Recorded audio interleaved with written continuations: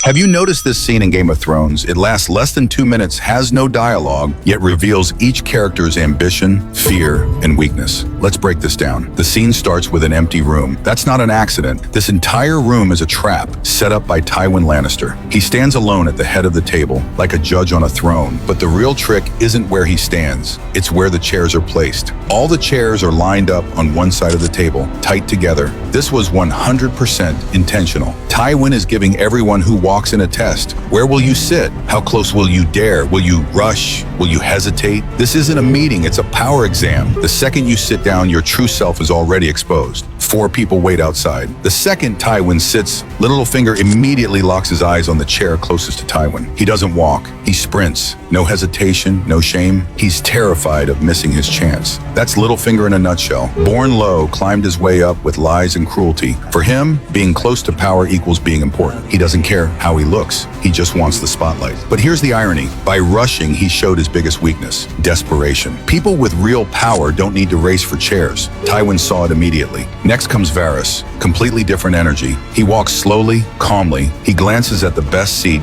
and ignores it. He sits in the second chair like it's exactly where he belongs. Because Varys knows real power isn't in the chair, it's in information. He doesn't need to sit next to Tywin to be powerful. He lets Littlefinger look greedy. Then Grandmaster Pycelle, old, slow, tired. He takes the third chair without thinking. This man has survived 40+ years in the King's Council. He's seen empires rise and fall. He doesn't want power, he wants survival. This isn't weakness, it's wisdom. Then Cersei walks in. She immediately understands the game, and she refuses to play by Tywin's rules. She doesn't take any of the lined up chairs. She drags a new one and places it right next to Tywin's right hand. She's not choosing a seat, she's creating one. She's saying, I don't compete with these men, I'm above this lineup. But there's a tragic truth here. She still sits next to her father. Her power has always come from men, her father, her husband, her sons. This act is rebellion, but also dependence. Finally, Tyrion, he doesn't rush. He watches everyone first. Then he does something no one expects. He grabs the last empty chair, drags it loudly across the floor so everyone hears it, and places it at the opposite end of the table, facing Tywin directly. He doesn't stand near power, he stands against it, as an equal, as an enemy. This completely destroys Tywin's plan. Everyone else was trying to get close to power. Tyrion was the only one who chose to confront it. Watch Tywin's face when Tyrion sits down. He's furious. But deep down, he also knows no one else in this room has the courage to do that. This 2-minute scene is not just about chairs, it's about what people really want. Littlefinger wants status. Varys wants control. Pycelle wants safety. Cersei wants dominance but remains trapped. Tyrion wants dignity, even if it destroys him. One scene, no words, everything said. That's why Game of Thrones is a masterpiece.